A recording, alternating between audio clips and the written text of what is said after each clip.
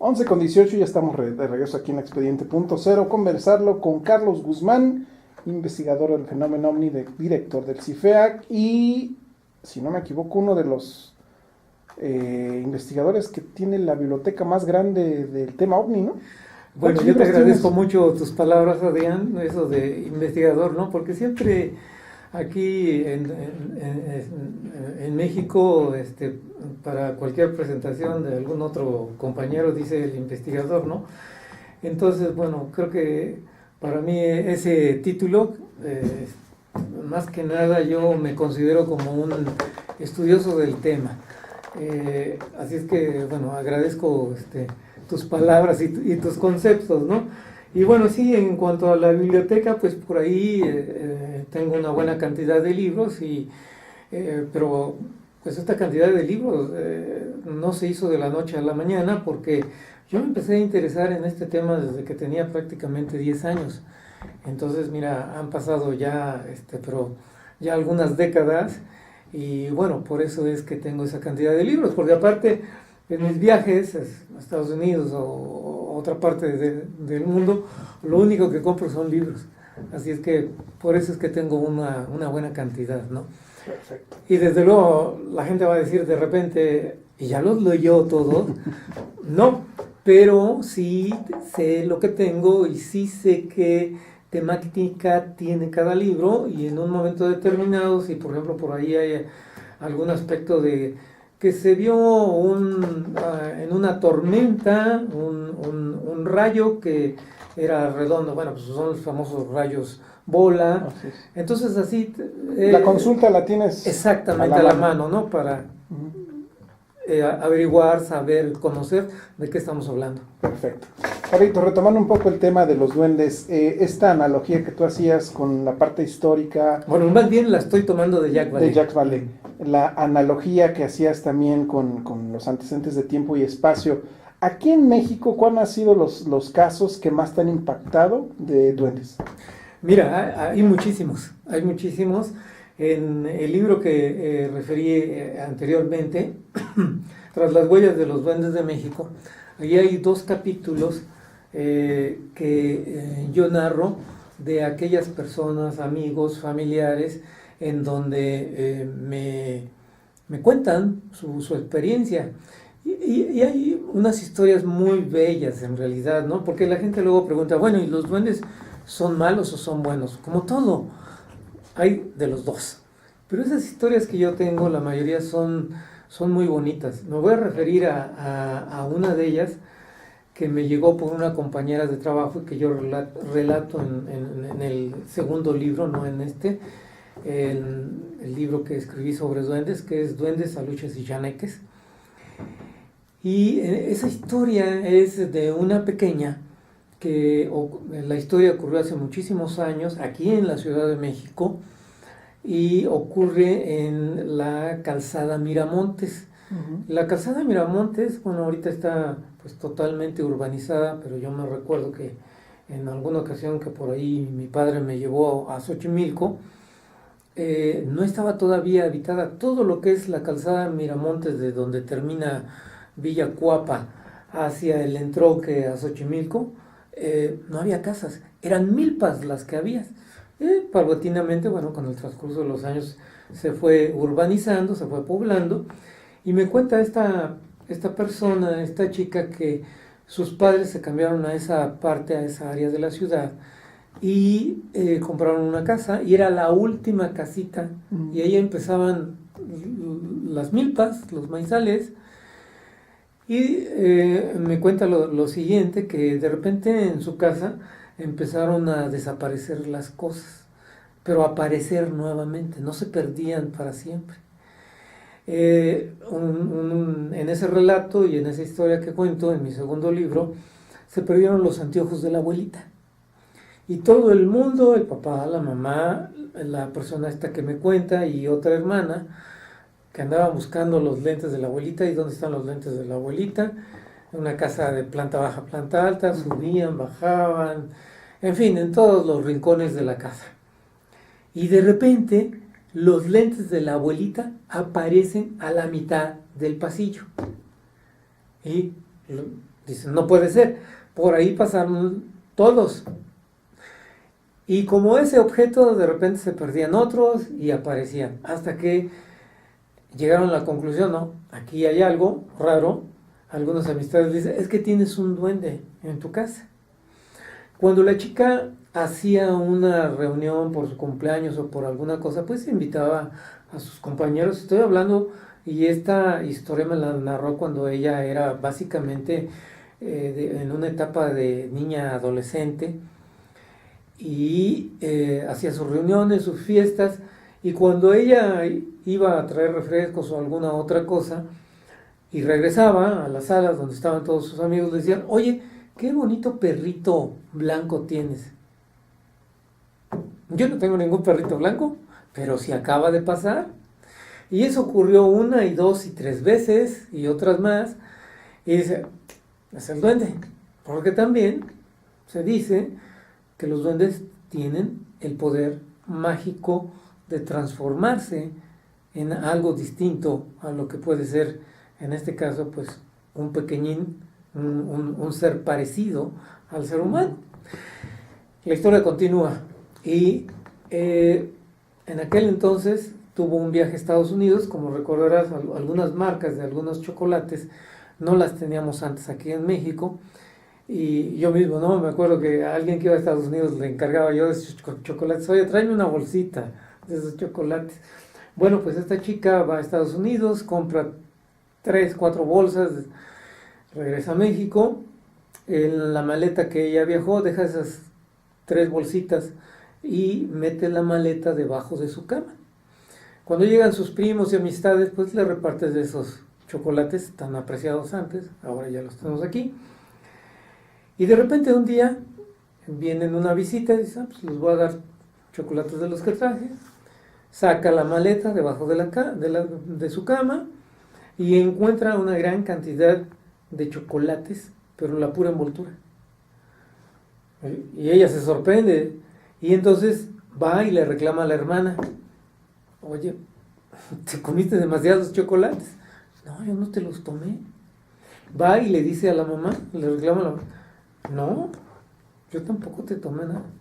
El duende. Siguen pasando esos hechos curiosos.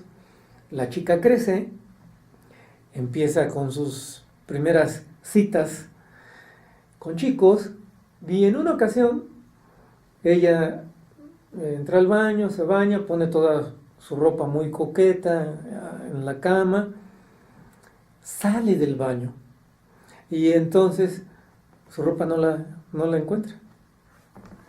Y dice el duende,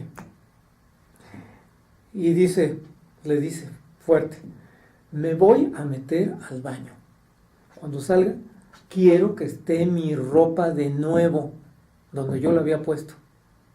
Pero lo dice con un tono imperativo, con un tono de enojada. Entra, se espera, sale, y efectivamente, ahí está, aventada, desde luego, Uh-huh. la ropa. Su ropa interior, su ropa íntima. La chica se casa, se va de la casa de sus papás, pero antes de irse, le dice, mira, yo me voy a ir de esta casa. Aquí dejo yo estas cajas que me voy a llevar, dejo estas maletas, las dejo abiertas. Si te quieres venir conmigo, me voy a una nueva casa, me voy a casar con mi novio. Porque resulta que esta chica me relata también que en las noches, en muchas de las noches, cuando ella ya estaba prácticamente dormida, sentía que alguien le daba un beso en la mejilla. El duende. No era el Mario. La historia, ¿no? Y la historia finaliza ahí, porque el duende no se va con ella. Me relata que ya en su vida de casada jamás tuvo ningún objeto perdido, no volvió a sentir el besito de las buenas noches. Entonces es una historia muy tierna, es una historia que yo creo, porque fue de una historia que le pasó a una persona, una historia real, de una compañera que cuando me la contó no me pidió que sacara su historia en un libro, que ni mucho menos que publicara su nombre. Entonces son esas historias que tú las aceptas porque dices, yo le creo a esta persona, es sincera, es franca, es honesta, no me está pidiendo nada, me está haciendo partícipe de esas experiencias. Y que de alguna manera sí la parte de llevarse cosas de estos seres sí es como muy marcada, ¿no? Incluso hay quienes aseguran que hay una especie como de intercambio, ¿no? O se pierde algo, se le pide al duende que lo localice y se le da un dulce o se le da algo a cambio, ¿no? Sí, muchas de las personas se dicen que quien tiene un duende en su casa, pues para que este duende no haga maldades, dejarles dulces, ¿no? Caramelos, y bueno, de esa manera los mantienen tranquilos, contentos, ¿no? Fíjate que me tocó investigar hace ya unos años el caso de una familia ahí por la colonia obrera, aquí en el Distrito Federal, donde aseguraban que tenían una criatura, pero llegó a ser agresiva, que incluso hirió a una de los integrantes de esta familia con un gancho de ropa, al grado de que esta criatura se ponía ya agresiva. Yo nunca había escuchado algo tan directo así. Como te mencionaba, los hay malos y los hay buenos. Y haciendo referencia a ese tipo de duendes, en este libro, que es Historia, Tradiciones y Leyendas de las Calles de México, escrito por Artemio del Valle Arizpe, es un libro increíble. Y en este libro, Artemio del Valle hace una recopilación de una gran cantidad de leyendas y sucedidos de aquí de México. Y aquí en esta recopilación de Artemio del Valle vamos a tener la primera historia referida en registro escrito de la Nueva España, o de lo que sería el México colonial.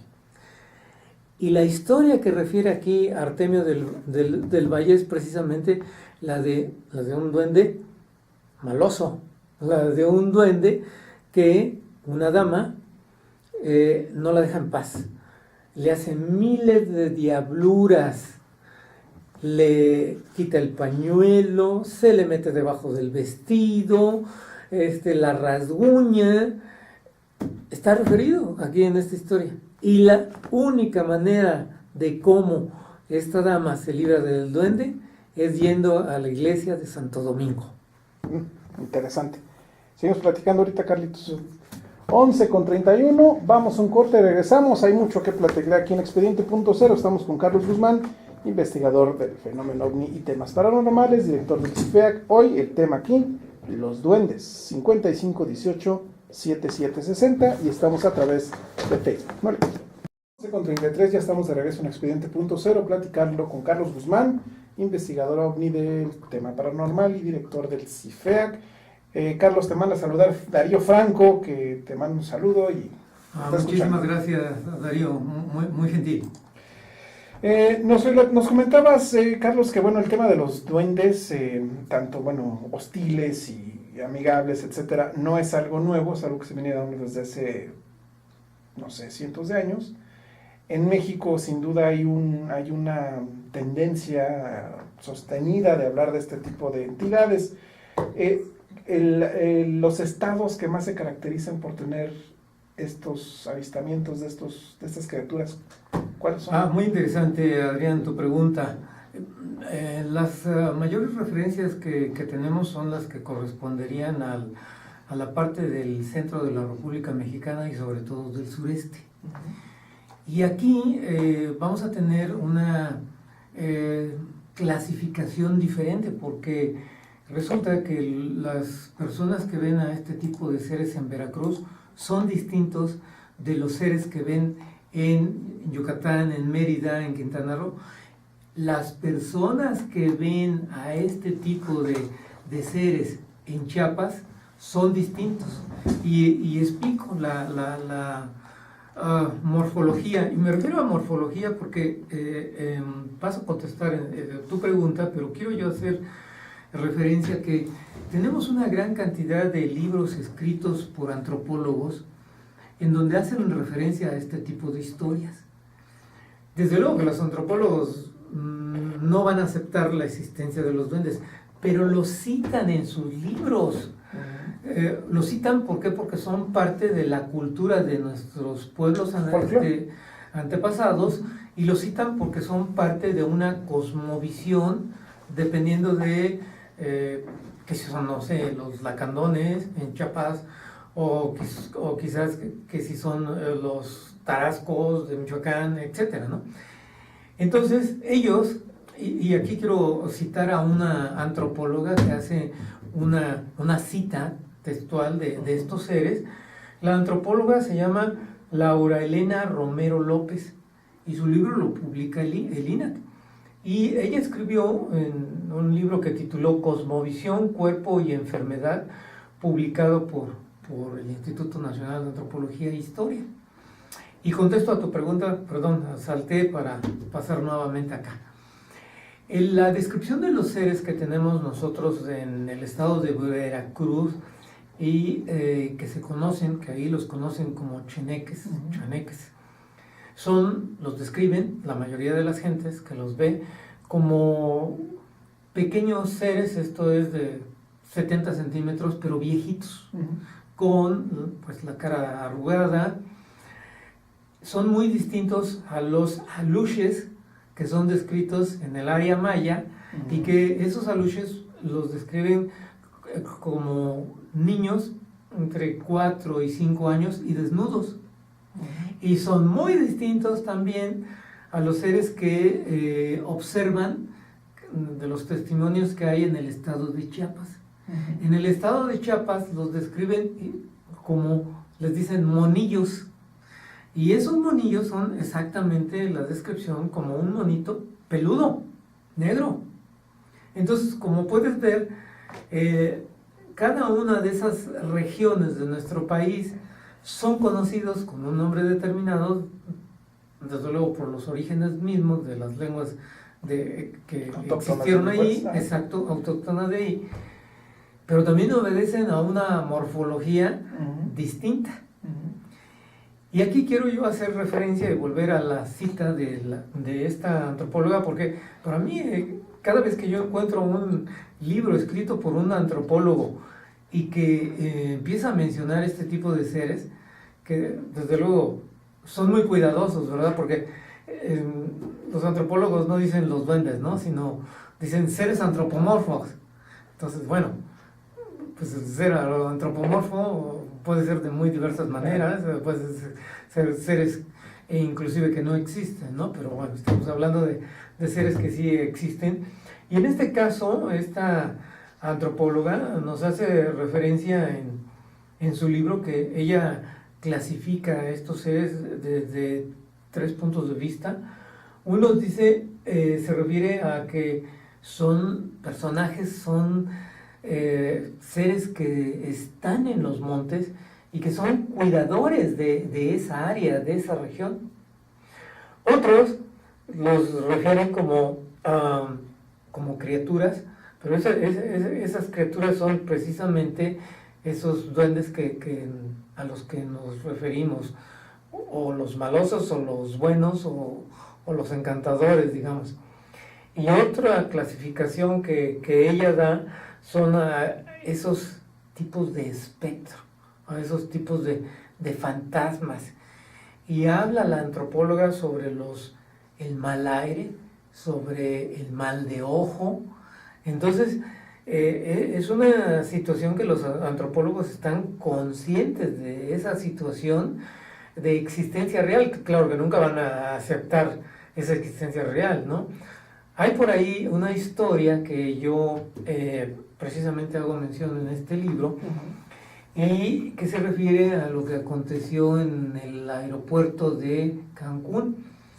Ahí hace algunos años yo visité el Cancún, y tuve la oportunidad de que a unos pasos de la salida del aeropuerto de Cancún, debajo de un puente, debajo de un desnivel, hay una ofrenda en forma de casita, en forma de pirámide maya. ¿Por qué? Porque resulta que cuando estaban haciendo ese paso a desnivel, al día siguiente encontraban muchos de la obra que ya habían avanzado, la encontraban deshecha. Y al día siguiente también, y al día siguiente también.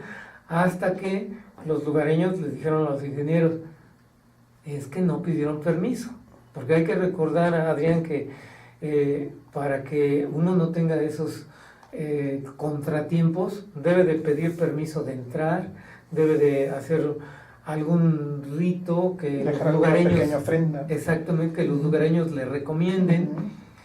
Y total, los ingenieros para, pues, de alguna forma decir, bueno, pues vamos a hacerlo, a ver qué pasa. Hicieron un rito, por ahí creo que hubo un chamán, etcétera, pidieron permiso, sorpresa. Y ya la obra, la construcción fue terminada, ya no se les vino a derruir, etcétera. Y como eso tenemos muchísimas historias. Por ahí viene en estos momentos a mi mente cuando Elton John estuvo en la parte sureste de la República Mexicana, en una parte de alguna pirámide, se me fue ahorita el nombre del lugar exacto, y resulta que exactamente un día antes de que fuera el concierto, pues las torretas del escenario ese enorme, resulta que se cayeron. Y nuevamente los lugareños dijeron, es que no pidieron permiso a los elementales de aquí. Pues pidan el permiso y pónganse a trabajar, y ya no pasó nada. Pasó la noche y al día siguiente, bueno, fue el concierto y todo muy bien. Y por ahí hay historias también de que los antropólogos están trabajando en algún sitio arqueológico y les desaparecen las palas, los cepillos, etcétera. Entonces, hay muchas evidencias que desde luego pues los antropólogos nunca van a aceptar.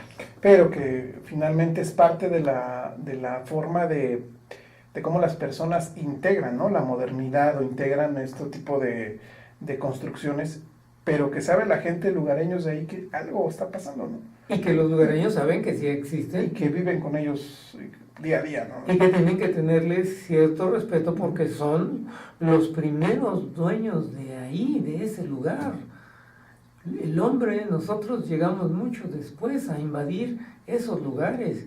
Tan es así como la historia que te cuento de la chica esta, que su casa era la última que existía y a partir de ahí había maizales. Entonces el hombre, pues con su urbanización, llegó a invadir esos lugares de la naturaleza. Así es. Esta creencia tan popular de los duendes no solamente se remonta a lugares pues digamos cerca de la naturaleza, sino hay casos también en la ciudad. Sí, por ahí hay, como este caso, bueno, pues es parte de la naturaleza, pero sí llegamos a encontrar historias dentro de las ciudades, porque por ahí se cuelan, y lo podemos ver en internet, ¿no? Gracias a la maravilla del avance tecnológico de las cámaras digitales, bueno, se captan mucho este tipo de seres en casas, ¿no? Y que en un parpadeo sale videograbado, porque hay que recordar, mucha gente dice, bueno, ¿y por qué no los vemos? Pues porque ellos tienen otro tipo de vibración, se mueven muy rápido, y pongo un ejemplo muy sencillo, ¿no? El pajarito que se aletea muy rápido. ¿Colibrí? El colibrí, gracias. Muy rápido sus alas. A nuestra vista parecería que estaba fijo, pero no vemos la velocidad con que mueve sus alas para que permanezca en un lugar o que permanezca volando. Pues de esta manera misma, y eso lo podemos contrastar en una gran cantidad de videos que hay ahí en internet, que los duendes pasan rapidísimo, que es cuestión de segundos, y que si no fuera por ese avance tecnológico, pues el ojo humano no lo capta, porque no tenemos esa facilidad, esa apreciación de ver cosas rápidas que el ojo humano todavía tiene, pues no está equiparado a otros animalillos que sí tienen una mayor rapidez. Carlitos, vamos a ir a un corte, pero te voy a dejar una pregunta que también nos están haciendo aquí a través de las redes sociales de Expediente.0. ¿Todas las personas podemos ver duendes? Me lo respondes ahorita. Muy bien. Que regresemos. 11:44.